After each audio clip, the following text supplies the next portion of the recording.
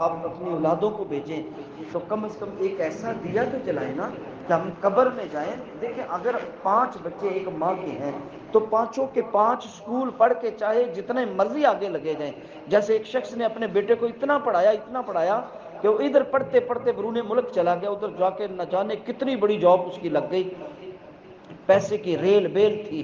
لیکن باپ بیمار ہوا نہ آ سکا, باپ کافی علیل ہوا نہ آ سکا. اس کے بعد ماں بھی دنیا سے چلی گئی, باپ کتنا علیل تھا کہ باپ بھی دنیا سے چلا گیا, لیکن نصیب ہوا کہ باپ کی جو ہے وہ جنازے تک پہنچ جائے. انتظار کیا, جنازے میں کھڑا ہوا, جنازہ پڑھنے کے بعد اتنا رویا, سارے حیران پریشان تھے کہ یار جب تو آیا ہے اس وقت تیرے اتنی غم کا نڈال نہیں تھا, تو غم سے پریشان نہیں تھا, ہے کیا؟ جب باپ کو دفنانے کے بعد وہ رو رہا تھا تو لوگوں نے سوال کیا تو وہ بول کے کہنے لگا کہ کاش میرے باپ نے مجھے اتنا پڑھایا لکھایا, لیکن کاش میرا باپ مجھے کسی مدرسے میں بھی بھیجتا, میں آج دعائے اس کے لیے نماز جنازہ تو یاد کر کے پڑھ سکتا, کہ میں باپ کے لیے دعائے مغفرت بھی نہیں کر سکا. میں نماز